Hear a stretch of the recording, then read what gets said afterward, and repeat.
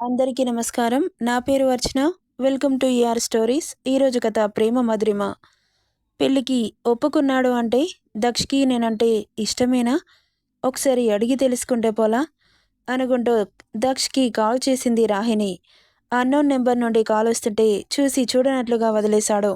అలా కంటిన్యూగా 4 times ring అయింది. 5th టైంకి కాల్ లిఫ్ట్ చేసి హలో అన్నాడు. హలో దక్ష్ అన్న వాయిస్కి కళ్ళు చిట్లించి హూ ఆర్ యూ అని బేస్ వాయిస్లో అడగగానే ముందు కంగారు వచ్చేసింది ఆమెకి. కానీ నా నెంబర్ తన దగ్గర లేదుగా అనుకుంటూ నేను రాహిణిని మాట్లాడుతున్నాను. ఆ రోజు మనం మీటింగ్ హాల్లో కలిసాం కదా అని గుర్తు చేయగానే చాలా అసహనంగా అనిపించింది అతనికి. ఎందుకు కాల్ చేసావు? అదేంటి అలా మాట్లాడతావు? ఎల్లుండి మన ఎంగేజ్మెంట్, రేపు మనం షాపింగ్ చేయాలి. ఎప్పుడొస్తావు? నాకిష్టం లేదు ఎంగేజ్మెంట్ అని ఎరవాలని ఉన్నా డాడ్కి మాట ఇచ్చాను అని ఆలోచిస్తూ ఉండగా ఏమైంది మాట్లాడవేంటి అనింది రాహిణి కాస్త భయపడుకుంటూనే. ఎందుకంటే అతని మనసులో ఏముందో ఆమెకు తెలియదు కదా. అయితే అన్నాడు, షాపింగ్కి వెళ్దాం మార్నింగ్ 11 o'clockకి. వస్తావా? లేదు, నాకు షూట్స్ ఉన్నాయి, వీలు కాదు. ఆ షాపింగ్ ఏదో నువ్వే చేసేయి అంటుంటే అదేంటి అలా మాట్లాడతావు? మనిద్దరం కలిసి చేయాలి. ఏంటి ఖచ్చితంగా ఇద్దరు కలిసే చేయాలి అని రూల్స్ ఏమైనా ఉన్నాయా? నీ ఇష్టం ఉన్నప్పుడు నువ్వు చెయ్యి, నాకు వీలైనప్పుడు నేను చేస్తాను. కొత్త కొత్త రూల్స్ పెట్టి ఇరిటేటింగ్ తప్పించకు అంటూ కాల్ కట్ చేశాడు. డాడీ అంటూ రాగమెత్తింది రాహిణి. ఏంటి బేబీ, ఏమైంది? దక్ష నాతో షాపింగ్కి రాడంట. నేనొక్కదాన్నే వెళ్ళను. వెళ్తే తనతోనే వెళ్తాను. నువ్వేం చేస్తావో నాకు తెలీదు. రేపు దక్షతో షాపింగ్ చేయాలి నేను సీరియస్గా చెప్పి వెళ్ళిపోయింది. భూషణ్ తల పట్టుకొని ఇక వెంటనే శరశ్చంద్రకి కాల్ చేసి మ్యాటర్ చెప్పాడు. నేను చూసుకుంటాను, తనని బాధపడకని చెప్పరా అంటుంటే సరే అంటూ కాల్ కట్ చేశాడు. ఇక దక్షకి కాల్ చేసి చెప్పడంతో తండ్రి మాటని కాదనలేక సరే అన్నాడు. అనాల్సి వచ్చింది. మన హీరోలు ఎవరికి లొంగరు. బట్ ఫస్ట్ టైం కొత్తగా తీసుకున్నాను. ఎంకరేజ్ చేయండి గైస్. సార్ కాఫీ అంటూ మార్నింగ్ తనకి టవల్ కట్టుకొని బాబు ముందు నిల్చుంది.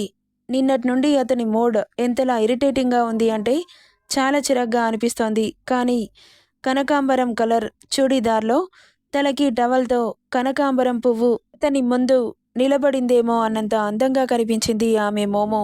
ఇక ఇరిటేటింగ్గా ఉన్న అతని బ్రెయిన్ చాలా ప్లెజెంట్గా మారి ఆమెపై చూపు అలాగే నిలిపాడు దక్ష్. అతని చూపులకి నవ్వుకుంటూ సార్ అంటూ పిలిచింది. ఈ లోకంలోకి వచ్చి తల తిప్పేసుకొని ఏంటి అన్నాడు. ఏంటంటారేంటి, కాఫీ తీసుకోండి సార్ అనింది. అప్పటి వరకు చూడలేదు ఆమె చేతిలో ఉన్న కాఫీని. ఇక ఆమెను షార్పుగా చూసి ఏంటి డస్కి, ఇలా రెడీ అయ్యి నన్ను నీ వలలో పడేసుకుందామనుకుంటున్నావా? అదేంటి సార్, నేను రోజు ఇలాగే రెడీ అవుతాను కదా. నిజం చెప్పాలంటే ఈరోజు చాలా సింపుల్గా రెడీ అయ్యాను. మీకు అందంగా ఉంటేనే ఇష్టం కదా. ఈరోజు ఎక్కువ రెడీ అవ్వలేదు. ఎంత తిడతారో అని భయపడుకుంటూ వస్తే ఇలా మాట్లాడుతున్నారేంటి అంటుంటే నీకీ మధ్యలో ధైర్యం బాగా పెరిగింది కదే, అందుకే నోరు పెంచి ధైర్యంగా మాట్లాడుతున్నావు. నాకు నచ్చాలి, నీకు కాదు. సరే కానీ పద అన్నాడు. అయోమయంగా చూసి ఎక్కడికి సార్ అని అడిగింది. నువ్వు ఇంట్లో నుండి వెళ్ళమంటే వెళ్ళట్లేదు కదా. అండమానికి షిఫ్ట్ చేస్తాను. ఏంటి, నన్ను అండమానికి పంపిస్తున్నారా? వద్దు సార్, ఇక్కడే ఏదో ఒక కష్టం చేసుకుని బ్రతుకుతాను కానీ అక్కడికి మాత్రం నేను వెళ్ళను. నన్ను వదిలేయండి. సరే, మీరు ఇంట్లో నుండి వెళ్ళమన్నారు కదా, వెళ్ళిపోతాను. నిజంగా వెళ్ళిపోతావా డస్కి అని సైడ్ లుక్తో చూస్తూ అడుగుతుంటే ఆలోచిస్తోంది దక్షిత. సరే వెళ్ళిపోవే డస్కి, ఇప్పుడే ఈ క్షణమే వెళ్ళిపో, నేను నిన్ను ఆపను అంటుంటే ఇదేంటి ఈయన ప్లేట్ ఇలా తిప్పేశాడు, ఇప్పుడేమని మేనేజ్ చేయాలి అనుకుంటూ అది సార్, ఎందుకెళ్ళాలి? నేనేం తప్పు చేశానని వెళ్ళాలి? నేను వెళ్ళను. తాతయ్య గారికి ఇచ్చిన మాటని నేను తప్పను అంటున్న డస్కి బుర్రపై ఒక్కటిచ్చి తన చెయ్యి పట్టి లాక్కుపోతున్నాడు. కిందకి రాగానే సాంబ్రాణి వాసన అతని ముక్కుకు తాకింది. చాలా ప్లెజెంట్గా మారింది అతని మూడ్. ఇలాంటి స్మెల్ ఎప్పుడు చూడలేదు. ఇంట్లో పూజ ఎవరు చేస్తారని కళ్ళు మూసుకొని ఆ స్మెల్ని ఆస్వాదిస్తుంటే సార్ సార్ ప్లీజ్ ఒక్క నిమిషం ఆగండి అంటూ అతని చేతిలో నుండి ఆమె చేతిని విడిపించుకొని రూమ్కెళ్ళి డోర్ వేసుకుంది. ఆమె ప్రవర్తనకి కళ్ళు చిట్లించి చూస్తున్నాడు. దీనికేమైనా పిచ్చా? అయినా ఈ డొక్కు డస్కీ కోసం నేను వెయిట్ చేయాలా? అనుకుంటూ ఉండగానే వెళ్దామా సార్? అనింది. ఇంతకుముందు పెట్టిన టవల్ తీసేసి హెయిర్ స్టైల్‌గా లీవ్ చేసుకొని అతని దగ్గరికి వచ్చి నిలబడి, ఎందుకంటే అతనితో బయటకెళ్తున్నప్పుడు కనీసం అతనంత కాకపోయినా కొంచెమైనా రీచ్ అవ్వాలి కదా! అందుకే ఆమెను క్షణం చూసి, "నీకోసం నేను వెయిట్ చేయాలా?" అని అడిగాడు. "అది కాదు సార్. జుట్టుకి టవల్‌తో ఉంటే ఏం బావుంటుంది చెప్పండి? మళ్ళీ మొదటిసారి మీతో బయటకు తీసుకెళ్తున్నారు. మీ పక్కన నన్ను చూస్తే మీ ఇమేజ్ డ్యామేజ్ అవుతుంది కదా! అందుకే ఇలా రెడీ అయ్యాను సార్. ఎలా ఉన్నాను?" అని మెలికలు తిరుగుతూ అడుగుతుంటే ఆమెను ఓ చూపు చూసి అక్కడి నుండి వెళ్ళిపోయాడు. అమ్మో! నన్ను వదిలేసి వెళ్ళిపోతున్నారు అనుకుంటూ వెనకే పరిగెత్తింది. మళ్ళీ ఇలాంటి ఛాన్స్ ఎప్పుడు దొరుకుతుందో ఏంటో యూజ్ చేసుకోవాలి అనుకుంటూ ఇక డ్రైవర్ కార్ తీయడంతో వెనక కూర్చున్నాడు దక్ష్. దక్షిత కూడా వెనక డోర్ ఓపెన్ చేసి అతని పక్కన కూర్చుంది. తల తిప్పి చూశాడు ఆమెని. అతనికి తగలకుండా కాస్త దూరంగా జరిగి కూర్చుంది. అలా కూర్చున్న సెకండ్లోనే ఆమె నడుం పట్టి దగ్గరికి లాక్కున్నాడు. కళ్ళు పెద్దవి చేసి చూస్తుంటే, చూసింది చాలు కాని ముందు చూడు అన్నాడు. ఇక తడబడుతూ తల ముందుకు తిప్పింది. కానీ లోపల సోల్ మాత్రం డిస్కో డ్యాన్స్ వేస్తోంది. ఇక కాసేపటికి కారాగడంతో తల తిప్పి చూసింది డస్కీ. ఎక్కడికి తీసుకొచ్చాడా అని. ఆమె చూడకుండా బుగ్గలు పట్టి అతని వైపుకు తిప్పుకొని, ఏంటి డస్కీ, నేను అండమాన్ తీసుకెళ్తున్నాను అని అన్నానుగా, భయం లేదా నీకు? ఎగేసుకుంటూ నాతో పాటు వచ్చేశావు అంటుంటే, మీరు నన్ను అక్కడికి తీసుకెళ్లరని తెలుసు సార్. అందుకే అంత ధైర్యంగా వచ్చాను అనింది. అబ్బో, తీసుకెళ్తే ఏం చేస్తావే? మీరక్కడ ఉంటాను అంటే నేను కూడా అక్కడే ఉంటాను సార్. మీరు ఎక్కడుంటే నేను కూడా అక్కడే హ్యాపీగా ఉంటాను అనింది నవ్వుతూ. ఆ మాటకి ఆమె నడుం మీద గట్టిగా ఒక నొక్కు నొక్కాడు. ఆమె నోట్లో నుండి అరుపు అతని చెవులకి వినిపించగానే అతని ఫేస్లో కార్నర్ స్మైల్ వచ్చి చేరింది. ఎందుకు సార్ నా నడుముని చూస్తే మీకేమనిపిస్తుంది? ఎందుకలా నొక్కుతారు? ఎంత రెడ్డిష్గా అయిందో చూడండి అని పాప డ్రెస్ పైకి లేపి చూపిస్తుంటే అతని కళ్ళు అలాగే నిలిచిపోయాయి. ఏం చేస్తున్నావే తింగరి డస్కీ? వాడిని నడుముని చూసేస్తున్నాడు. ఎంతసేపటికి అటువైపు నుండి ఎలాంటి రెస్పాన్స్ రాకపోతుంటే తలెత్తి చూసిన తనకి రెప్ప వేయక చూస్తూ కనిపించాడు. ఆమె ఏం చేస్తుందో అర్థమయ్యి టక్కున కిందకి డ్రెస్ అడ్జస్ట్ చేసుకొని ఫేస్ అతనికి చూపించలేక తల పక్కకు తిప్పేసుకుంటుంటే, ఇంతకుముందు డ్రెస్ మీద నుండి నొక్కిన దక్ష్ ఇప్పుడు డ్రెస్ లోపలికి చేతులు పోనించి ఆమె సున్నితమైన టెడ్డీ బేర్ లాంటి ఆమె నడుముని సుతారంగా మీటుతుంటే అతని మునివేళ్ల తాకిడికి ఒళ్ళు జల్లుమంటుంటే డస్కి మెలికలు తిరుగుతోంది. తిరుగు తిరుగు, ఎంతసేపు మెలికలు తిరుగుతావో చూస్తాను. ఇక అతని సోల్ సాటిస్ఫై అవ్వకపోతుంటే మరొకసారి నోటి వెంట అరుపు అరిపించి కార్ దిగాడు. ఏడుపు మొహం వేసుకొని తల తిప్పి చూసేలోగానే పక్కన దక్ష్ కనిపించలేదు. కళ్ళు తుడుచుకొని కారు దిగి చూసిన తనకి కళ్ళు పెద్దవై ముందుకు పడేదల్లా అక్కడే ఆగి బాధగా చూస్తూ నిలబడింది. ఎదురుగా దక్షిని హగ్ చేసుకుంటూ కనిపించింది రాహిణి. కానీ అతను చిరగ్గా దూరం జరిగాడు. వెనక ఉంది కదా డస్కీ, అతని ఫేస్ ఎక్స్ప్రెషన్స్ ఆమెకు కనిపించలేదు. అతని ఫేస్కి మాస్క్ ఉంది. రాహిణికి కూడా అతని ఎక్స్ప్రెషన్స్ని కనిపెట్టలేకపోయింది. రాహిణి అక్కడి నుండి ముందుకి కదిలింది కానీ దక్ష అడుగు మాత్రం ముందుకు కదలట్లేదు. తల తిప్పి డస్కీని ఒక్క చూపు చూశాడు. అతని చూపులకి భయపడి ముందుకు నడిచింది. ఏంటి, బొట్టు పెట్టి ఆహ్వానిస్తేనే వస్తావా? అక్కడే నిలబడిపోయావు? ఊరికే చెప్పను, నా మనసులో ఏముందో నువ్వే తెలుసుకొని మసులుకోవాలి అని తనకు మాత్రమే వినిపించేలా చెప్పి ముందుకు కదిలాడు. అతని పక్కనే తను కూడా నడుస్తుంటే అప్పటి వరకు లోపలికెళ్ళి సేల్స్ గర్ల్తో మాట్లాడుతున్న రాహిణి మన పాపని చూడలేదన్నమాట. అసలు దక్షకి షాపింగ్ చేయడం అస్సలు ఇష్టం లేదు. ఏదో తన తండ్రి మాటని కాదనలేక అలా వచ్చాడు. అది గర్ల్స్ సెక్షన్ కదా, అక్కడ అందరూ ఆడవాళ్ళు కనిపిస్తుంటే చిరాగ్గా జెంట్స్ సెక్షన్ వైపుకి వెళ్ళాడు. అతని వెనకాలే దక్షిత కూడా వెళ్ళింది. చెప్పండి సార్, ఏం తీసుకుంటారో అని వినయంగా అడుగుతుంటే ఏం వద్దు అన్నట్లు తల అడ్డంగా ఊపాడు. మేడం, మీ సెక్షన్ అటువైపు ఉందండి, వెళ్ళండి అన్నాడు దక్షితని చూసి.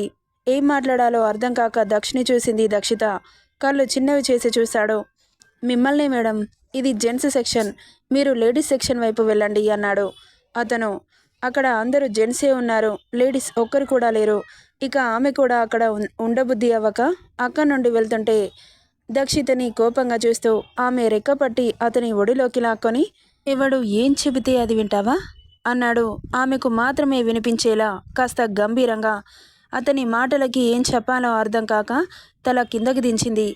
సారీ సార్ అనింది. ఏంటి, ఇది ఇల్లు అనుకుంటున్నావా? నా మీదే సెటిల్ అయిపోయావు అనగానే అప్పుడు చూసుకుంది అతని మీద కూర్చున్నాను అని. టక్కున దిగేసి అతని పక్కన నిలబడింది. ఇదంతా మిర్రర్లో నుండి చూస్తున్న రాహిణి కళ్ళు కోపంతో ఎర్రవయ్యాయి. ఏమైంది బేబీ, షాపింగ్ చేయకుండా ఎటు చూస్తున్నావు అనింది రాహిణి మదర్ మీరా. ఆమె మాట తన చెవిన చేరలేదు.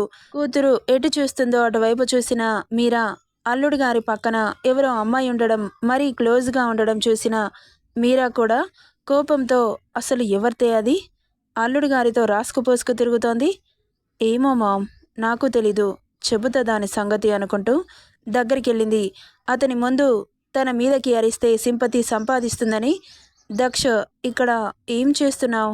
నా శారీ సెలెక్ట్ చేద్దువు, అక్కడికి రావా అని చాలా రిక్వెస్టింగ్గా అడిగింది. ఎందుకంటే రుబాబు చూపిస్తే అస్సలు రాడు అని తెలుసుగా. పెళ్ళికి ఒప్పుకోవడమే గ్రేట్. ఇప్పుడు అతని జాగ్రత్తగా హ్యాండిల్ చేయాలి. పెళ్ళైన తర్వాత చెబుతాను అనుకుంటూ నవ్వుతూ అడుగుతుంటే ఆమెను షార్పుగా చూసి ఆమె మాటని పట్టించుకోనట్లే తల తిప్పేసుకున్నాడు. దక్షిత ముందు అంత నిర్లక్ష్యం చూపిస్తుంటే చాలా కోపం వచ్చేస్తోంది ఆమెకి. కానీ టైం నీతి నడుస్తుంది, నడవనివ్వు, నా టైం వచ్చినప్పుడు నేను చెబుతాను అని మనసులో అనుకుంటూ ప్లీజ్ అని మళ్ళీ రిక్వెస్ట్గా అడిగింది. ఇందుకేనా నన్ను షాపింగ్కి రమ్మంది? ఇంపార్టెంట్ వర్క్ వదిలేసి తొక్కలో షాపింగ్ చేయడానికా? నువ్వేం చేస్తావో నాకు తెలీదు. ఇంకో 20 మినిట్స్లో ఇక్కడ నుండి నేను వెళ్ళిపోవాలి. తర్వాత నీ ఇష్టం, నీకు నచ్చినవి తీసుకో. ఓవర్ యాక్షన్ చేయకు, అతి వినయం చూపించి చిరాకు తెప్పించకు. నీ క్యారెక్టర్ ఇది కాదని నాకు తెలుసు అని అంటుంటే దక్షితకి చాలా సంతోషం అనిపించింది. ఎందుకంటే అసలే మాత్రం పెళ్లి చేసుకోవడం బావకి ఇష్టం లేదు అని అర్థమైంది.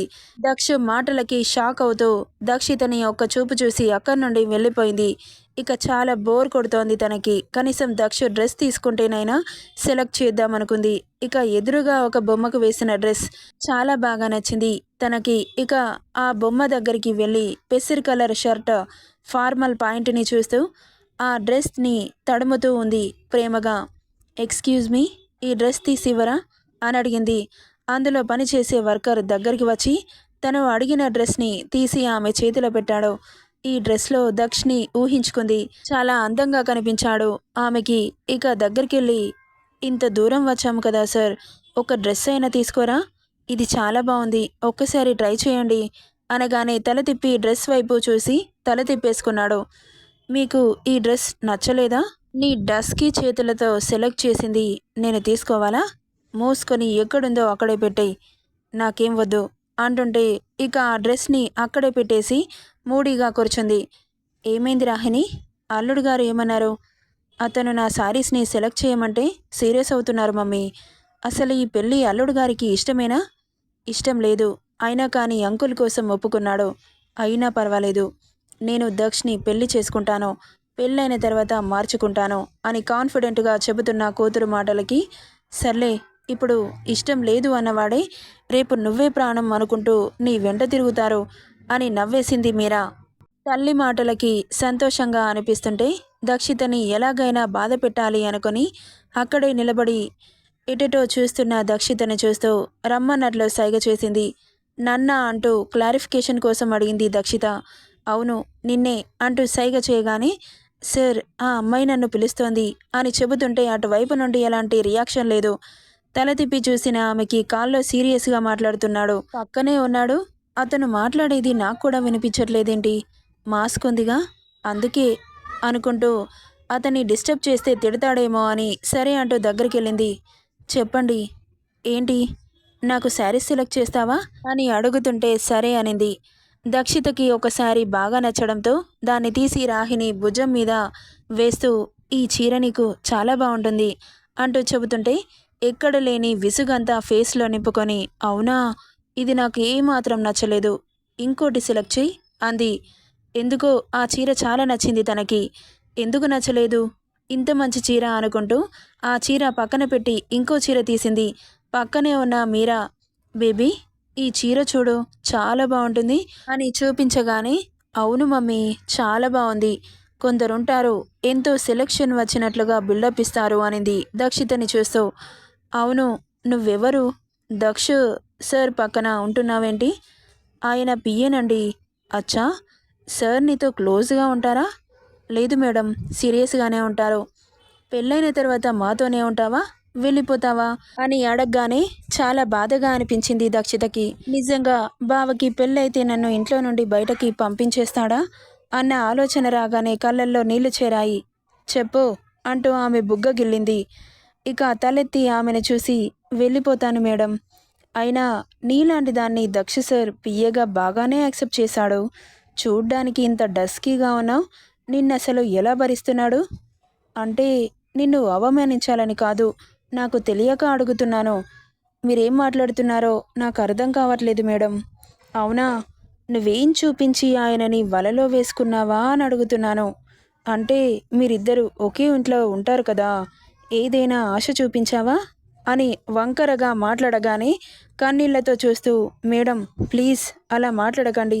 ఏంటే, నువ్వేమైనా సతీ సావిత్రి సీతాదేవి అనుకుంటున్నావా? నువ్వు నాకు కాబోయే మొగుడి ముందు నీ అందాలని ఆరబోయకపోతే నీతో అంత క్లోజ్గా ఎందుకుంటాడో నాకు నీ మీద డౌట్ వస్తోంది.